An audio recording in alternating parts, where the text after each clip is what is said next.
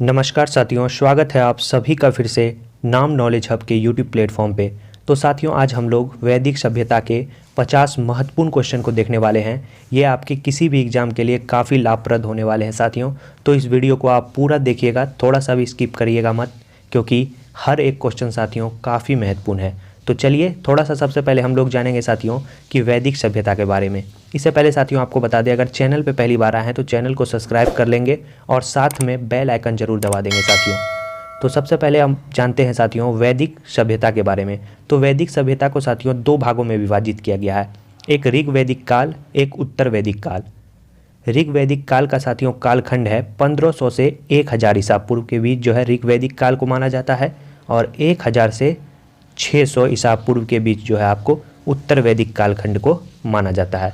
और साथियों आपको कुछ और बता दें हम, एक होता है साथियों वेद। वेद कितने प्रकार के होते हैं? तो वेद साथियों 4 प्रकार के हैं, ऋग्वेद, सामवेद, यजुर्वेद, अथर्ववेद। इसमें साथियों ये जो 3 आपको शुरू में बताए, ऋग्वेद, सामवेद और यजुर्वेद, इसे हम वेद त्रयी के नाम से भी जानते हैं। वेद त्रयी आपके एग्जाम में पूछता है कि वेद त्रयी में कौन सा वेद शामिल नहीं है, तो आपका आंसर हो जाएगा अथर्ववेद इसमें शामिल नहीं है। तो चलिए साथियों आप क्वेश्चन की शुरुआत करते हैं, और क्वेश्चन में साथियों आपके सारे डाउट क्लियर हो जाएंगे। तो चलिए पहला क्वेश्चन है, 14वीं सदी ईस्वी पूर्व का एक अभिलेख जिसमें वैदिक देवताओं का वर्णन है वो कहाँ से प्राप्त हुआ है? एक बटाना से, बेबीलोन से, बोगज कोई से या बिसोटून से? तो इसका सही आंसर हो जाएगा साथियों बोगज कोई, बी इसका सही आंसर हो जाएगा। तो बोगज कोई से साथियों 14वीं सदी ईस्वी पूर्व का एक अभिलेख प्राप्त हुआ है जिसमें वैदिक देवताओं का वर्णन किया गया है। इसके बाद नेक्स्ट है, प्राचीन काल में आर्यों के जीविकोपार्जन का प्रमुख साधन क्या था? तो कृषि, शिल्पकर्म, शिकार या व्यापार? तो इसका सही आंसर हो जाएगा साथियों कृषि। कृषि पे जो है साथियों आर्य लोग निर्भर रहते थे। इसके बाद नेक्स्ट क्वेश्चन है, निम्नलिखित में किसका संकलन ऋग्वेद पर आधारित है? यजुर्वेद, अथर्ववेद, सामवेद या कोई नहीं? तो इसका सही आंसर हो जाएगा साथियों सामवेद। सामवेद का जो संकलन है वो ऋग्वेद पर आधारित है, तो आपको याद रखना है सामवेद। इसके बाद है साथियों, उत्तर वैदिक काल जो है माना जाता है कब से कब तक? 1000 ईस्वी पूर्व से लेकर 600 ईस्वी पूर्व तक जो है साथियों आपको उत्तर वैदिक काल का जो है कालखंड माना जाता है, तो बी इसका सही आंसर हो जाएगा। इसके बाद नेक्स्ट क्वेश्चन है साथियों, शुल्क सूत्र जो है साथियों किस विषय से संबंधित है? नेक्स्ट क्वेश्चन है, तो इसका सही आंसर आपको बताना है ज्यामिति, गणित या ज्योतिष या खगोल? तो इसका सही आंसर हो जाएगा साथियों ये गणित से संबंधित है। शुल्क सूत्र जो है साथियों वो गणित से संबंधित है, तो सी इसका सही आंसर हो जाएगा। इसके बाद है साथियों, गोपथ ब्राह्मण जो है किससे संबंधित है? तो गोपथ ब्राह्मण जो है संबंधित है किससे? यजुर्वेद से, ऋग्वेद से, सामवेद से या अथर्ववेद से? तो इसका सही आंसर हो जाएगा अथर्ववेद से जो है आपको गोपथ ब्राह्मण संबंधित है, तो सी इसका सही आंसर हो जाएगा। नेक्स्ट क्वेश्चन है साथियों, वर्ण व्यवस्था से संबंधित पुरुष सूक्त मूलतः पाया जाता है अथर्ववेद में, सामवेद में, ऋग्वेद में या मनुस्मृति में? तो इसका सही आंसर हो जाएगा साथियों आपको ऋग्वेद में। ऋग्वेद में साथियों पुरुष सूक्त जो है मूलतः पाया जाता है। पुरुष सूक्त के बारे में साथियों आपको हम कुछ बता दें, ये जो है आपको पता होगा ऋग्वेद के 10वें मंडल, याद रखें ऋग्वेद के जो है 10वें मंडल में पुरुष सूक्त की चर्चा की गई है। तो आपका इसमें सही आंसर क्या था साथियों? सी, ऋग्वेद इसका सही आंसर हो जाएगा। इसके बाद नेक्स्ट क्वेश्चन है साथियों, ऋग्वेद है क्या है? स्रोतों का संकलन, कथाओं का संकलन, शब्दों का संकलन या युद्ध का ग्रंथ? तो इसका सिंपल सा आंसर साथियों क्या हो जाएगा? स्रोतों का जो है संकलन किस में है? आपको ऋग्वेद में है, तो ए इसका सही आंसर हो जाएगा। ऋग्वेद में सर्वाधिक संख्या में मंत्र संबंधित है इंद्र से, विष्णु से, वरुण से या यम से? तो इसका सही आंसर हो जाएगा साथियों इंद्र से, ए इसका सही आंसर हो जाएगा। नेक्स्ट क्वेश्चन है, ऋग्वेद काल में प्रारंभ में निम्न में से किसे महत्वपूर्ण यानी मूल्यवान संपत्ति माना गया है? याद रखें साथियों ये जो है आपको भूमि को या स्त्री को या गाय को या जल को? तो इसका सही आंसर हो जाएगा साथियों गाय। गाय जो है ऋग्वैदिक काल की महत्वपूर्ण यानी अमूल्य संपत्ति माना गया है गाय को। ये ना मारने योग्य भी इसे माना गया है कि इसकी हत्या करना जो है अपराध था आपको ऋग्वेद काल में, तो गाय इसका सही आंसर हो जाएगा। इसके बाद नेक्स्ट क्वेश्चन साथियों, ऋग्वेद की मूल लिपि थी, क्या लिपि थी ऋग्वेद की? देवनागरी थी, पाली थी, खरोष्टी थी या ब्राह्मी थी? तो आपको पता होगा साथियों ऋग्वेद की जो मूल लिपि थी वो ब्राह्मी थी, तो डी इसका सही आंसर हो जाएगा। नेक्स्ट है क्वेश्चन, निम्नलिखित में किसे भारतीय परमाणुवाद का जनक कहा जाता है? किसे साथियों कहा जाता है? काफ़ी महत्वपूर्ण क्वेश्चन है, बार बार आपके किसी न किसी एग्जाम में आपको जरूर इस क्वेश्चन से दर्शन हुआ होगा। तो पहला ऑप्शन है महर्षि कपिल, महर्षि कणाद, महर्षि गौतम या महर्षि पतंजलि। तो इसका सही आंसर हो जाएगा साथियों महर्षि कणाद। इसे ही भारतीय परमाणुवाद का जनक कहा जाता है। तो सी इसका सही आंसर हो जाएगा। इसके बाद नेक्स्ट क्वेश्चन है साथियों कि ऋग्वेद में किसे अधन्य वध योग नहीं, आपको पहले बताया कि वध योग नहीं जो है किसे माना गया है, तो वो साथियों इसे आपको बी यानी गाय को माना गया है। तो गाय इसका सही आंसर हो जाएगा। गाय को साथियों बहुत ही मूल्यवान वस्तु माना गया है ऋग्वेदिक काल में। इसके बाद नेक्स्ट क्वेश्चन है कि सबसे पुराना वेद कौन सा है? सबसे पुराना वेद कौन सा है? तो बी यानी ऋग्वेद साथियों सबसे पुराना वेद है। तो ऋग्वेद इसका सही आंसर हो जाएगा। 1028 इसमें साथियों मंत्र है ऋग्वेद में। और इसके उपनिषद कौन कौन है? इसके उपनिषद हैं साथियों कौशिकीय और ऐत्रेय। और इसके साथियों आप उपवेद कौन है? तो उपवेद आपको पहले बताए आयुर्वेद इसका जो है साथियों उपवेद है। ऋग्वेद का उपवेद है आयुर्वेद, यजुर्वेद का उपवेद साथियों हो जाएगा धनुर्वेद, सामवेद का उपवेद हो जाएगा साथियों गंधर्व वेद और अथर्ववेद का उपवेद हो जाएगा साथियों शिल्पवेद। तो चलिए आगे बढ़ते हैं क्वेश्चन में और जानते हैं निम्न में कौन सी स्मृति जो है प्राचीनतम है? कौन सी स्मृति साथियों प्राचीनतम है? मनु स्मृति, नारद स्मृति, याज्ञवल्क्य या कौ। तो इसका सही आंसर साथियों हो जाएगा आपको मनु स्मृति। ये साथियों सबसे प्राचीनतम जो है आपको स्मृति है मनु स्मृति। ए इसका सही आंसर हो जाएगा। इसके बाद है साथियों किस वेद में सभा को नरिष्ट कहा गया है? किस वेद में सभा को नरिष्ट कहा गया है? अथर्ववेद में, यजुर्वेद में, सामवेद में या ऋग्वेद में?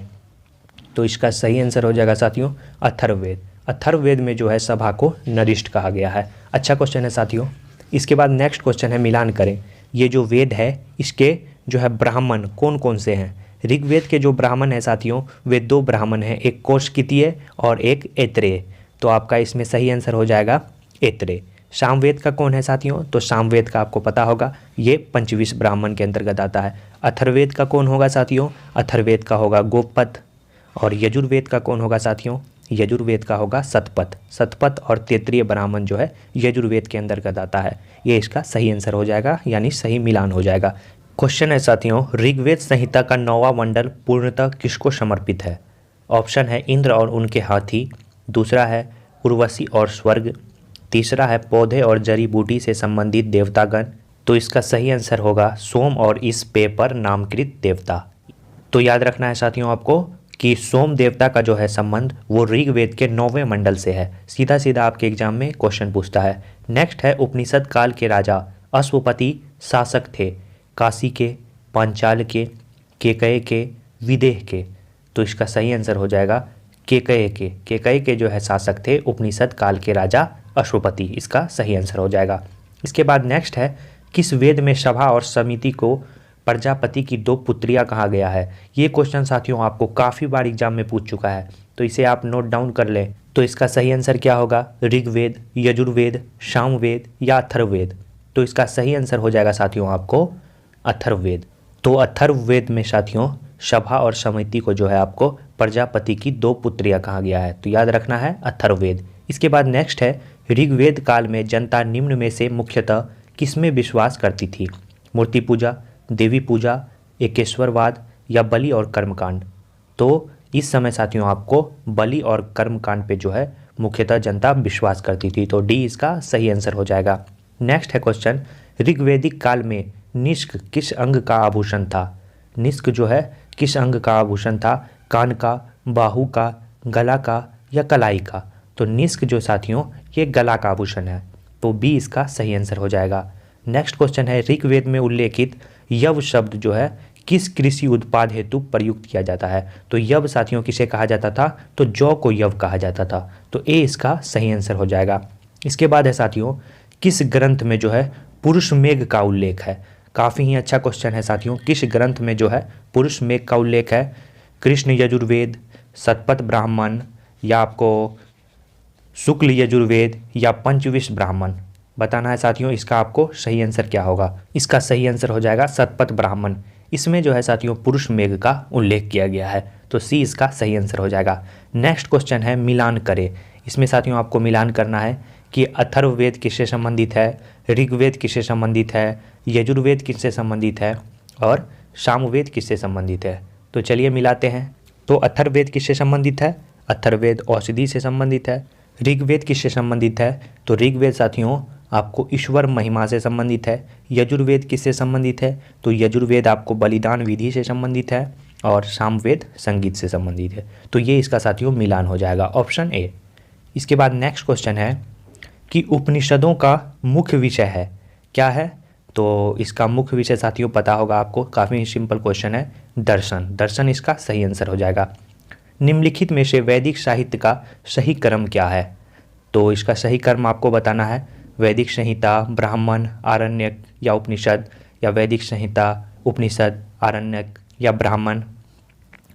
तो इसका सही आंसर हो जाएगा साथियों वैदिक संहिता, उसके बाद ब्राह्मण, उसके बाद आरण्यक, उसके बाद उपनिषद। ये इसका सही क्रम हो जाएगा। तो ए इसका सही आंसर हो जाएगा। इसके बाद नेक्स्ट क्वेश्चन है प्राचीन भारत समाज के प्रसंग में निम्नलिखित शब्दों में से कौन सा शेष 3 के वर्ग का नहीं है। तो ऑप्शन है कुल, कोश, वंश या गोत्र। तो इसका सही आंसर हो जाएगा साथियों कोश। इसके बाद नेक्स्ट क्वेश्चन है गायत्री मंत्र की रचना किसने की थी।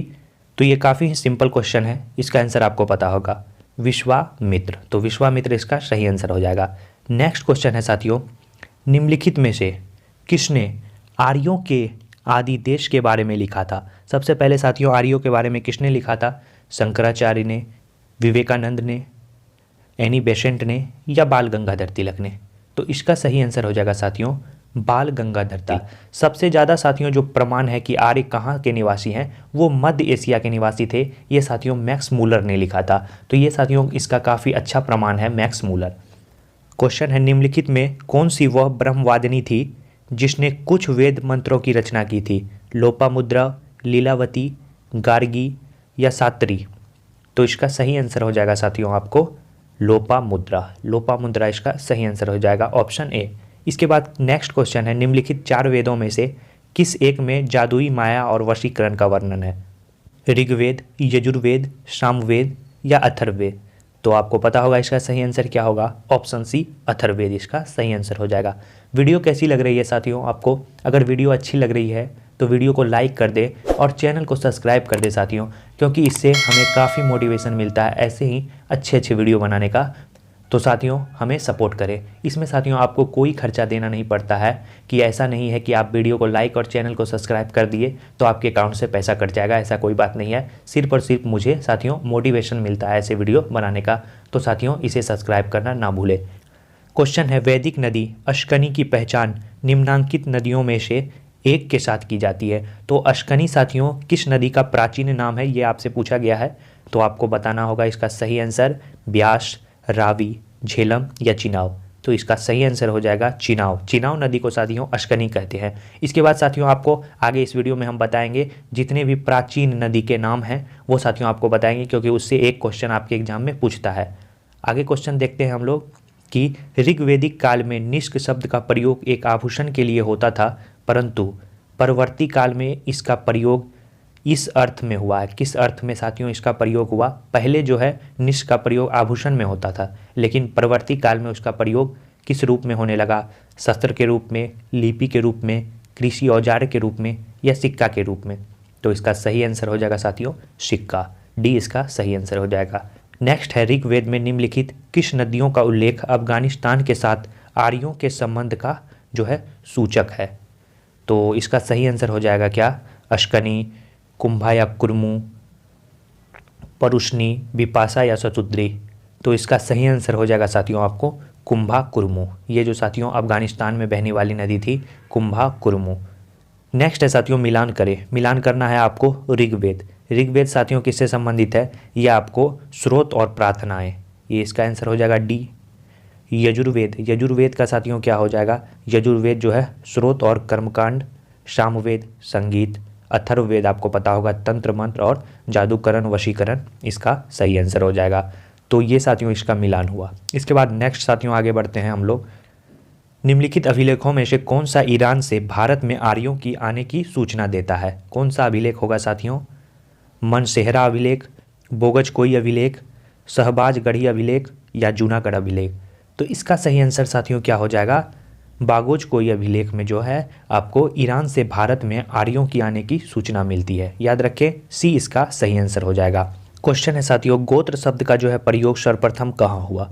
अथर्ववेद, सामवेद, ऋग्वेद या यजुर्वेद? तो इसका सही आंसर हो जाएगा साथियों ऋग्वेद। ऋग्वेद में जो है सर्वप्रथम जो है गोत्र शब्द का प्रयोग हुआ। काफ़ी ही अच्छा क्वेश्चन है, ऑप्शन बी। इसके बाद नेक्स्ट क्वेश्चन की तरफ हम लोग आगे बढ़ते हैं साथियों।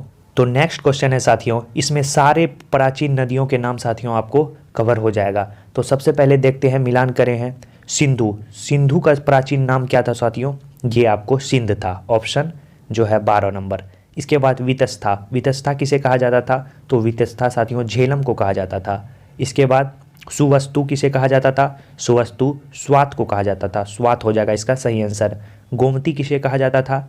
गोमती साथियों गोमल, गोमल इसका प्राचीन नाम था गोमती का। सदानीरा किसे कहा जाता था? गंडक, गंडक को सदानीरा कहा जाता था। विपाशा किसे कहा जाता था? विपाशा व्यास को कहा जाता था। आपको जो है कुंभ किसे कहा जाता था? कुरुम्भ, कुरुम्भ साथियों कुर्रम को कहा जाता था। कुंभा किसे कहा जाता था? कुंभा काबुल को कहा जाता था। आपको दूसद्विती, दूसद्विती किसे कहा जाता था? तो दूसद्विती जो है घग्गर को कहा जाता था। पुरुषनी किसे कहा जाता था? पुरुषनी साथियों आपको पता होगा, ये पुरुषनी रावी को कहा जाता था। इसके बाद शतुद्री किसे कहा जाता था? शतुद्री शतरज को कहा जाता था। अश्किनी किसे कहा जाता था? अश्किनी चिनाव को कहा जाता था। सुषोमा किसे कहा जाता था? सुषोमा सोहन को कहा जाता था। ये साथियों आपको प्राचीन नाम थे जो आपके एग्जाम में पूछने की प्रबल संभावना है, इसे आप अच्छी तरह से नोट डाउन कर लें। आर्यकालीन शब्द अधिवास से क्या तात्पर्य है? कमर के ऊपर पहने जाने वाला वस्त्र, कमर के नीचे पहने जाने वाला वस्त्र, शरीर पर पहने जाने वाला वस्त्र या इनमें से कोई नहीं? तो इसका सही आंसर हो जाएगा साथियों अधिवास से जो तात्पर्य है ये साथियों कमर के ऊपर पहने जाने वाला वस्त्र होगा। तो ए इसका सही आंसर। इसके बाद नेक्स्ट है, निम्नलिखित में से वह दस्तकारी कौन सी है जो आर्यों द्वारा व्यवहार में नहीं लाई गई थी? मृदभांड, आभूषण, बढ़ईगिरी या लुहारगिरी? तो इसका सही आंसर हो जाएगा बढ़ईगिरी, सी इसका सही आंसर हो जाएगा। नेक्स्ट है क्वेश्चन, महाभारत मूलतः किस रूप में जानी जाती है? तो आपको पता होगा ये साथियों जय संहिता के रूप में जानी जाती है।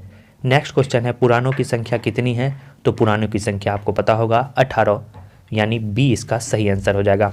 इसके बाद नेक्स्ट है, 800 से 600 ईसा पूर्व का काल किस युग से जुड़ा है? ब्राह्मण युग, रामायण युग, सूत्र युग या महाभारत युग? तो ये साथियों ब्राह्मण युग से जुड़ा है, तो ए इसका सही आंसर हो जाएगा। इसके बाद नेक्स्ट क्वेश्चन है साथियों, ऋग्वेद में जो है उल्लेखित प्रसिद्ध 10 राजाओं का युद्ध जो है किस नदी के किनारे लड़ा गया था? आपको पता होगा साथियों ये रावी नदी के किनारे लड़ा गया था। और रावी नदी को क्या कहते हैं साथियों? पुरुषनी। तो पुरुषनी इसका सही आंसर हो जाएगा, ऑप्शन ए।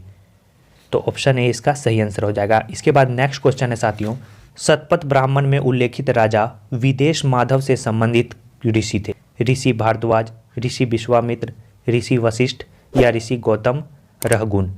तो इसका सही आंसर आपको बताना है। इसका सही आंसर हो जाएगा साथियों ऋषि गौतम रहगुन जो है साथियों आपको विदेश माधव से संबंधित थे, तो डी इसका सही आंसर हो जाएगा। इसके बाद नेक्स्ट क्वेश्चन है, गायत्री मंत्र किस पुस्तक में मिला है? आपके ऑप्शन है उपनिषद, ऋग्वेद, भगवत गीता या यजुर्वेद? आपको बताना है इसका सही आंसर क्या होगा। तो इसका सही आंसर साथियों हो जाएगा ऋग्वेद, ऑप्शन सी इसका सही आंसर हो जाएगा। इसके बाद नेक्स्ट क्वेश्चन है साथियों, वैदिक गणित का महत्वपूर्ण अंग है? कौन सा अंग जो है वैदिक गणित का महत्वपूर्ण अंग है? आपको बताना है शतपथ ब्राह्मण, शुल्ब सूत्र, अथर्ववेद, छांदोग्य उपनिषद। इसमें साथियों आपको इसका सही आंसर बताना है। तो इसका सही आंसर हो जाएगा साथियों आपको शुल्ब सूत्र जो है आपको वैदिक गणित का एक महत्वपूर्ण अंग है, तो सी इसका सही आंसर हो जाएगा। नेक्स्ट क्वेश्चन है साथियों, सतमेव जयते शब्द जो है कहाँ से लिया गया है? मनुस्मृति, ऋग्वेद, भगवत गीता या मुंडकोपनिषद? काफ़ी इजी क्वेश्चन है साथियों, इसका सही आंसर हो जाएगा मुंडकोपनिषद, तो डी इसका सही आंसर हो जाएगा। ये थे साथियों 50 महत्वपूर्ण क्वेश्चन जो आपके एग्जाम में काफ़ी महत्वपूर्ण भूमिका निभाने वाले हैं। तो आशा करते हैं साथियों इस वीडियो से आपको काफ़ी ही अच्छी जानकारी मिली होगी। तो ऐसे ही वीडियो देखने के लिए इस चैनल को सब्सक्राइब करना ना भूलें। मिलते हैं साथियों ऐसे ही महत्वपूर्ण वीडियो के साथ नेक्स्ट वीडियो में, तब तक के लिए धन्यवाद।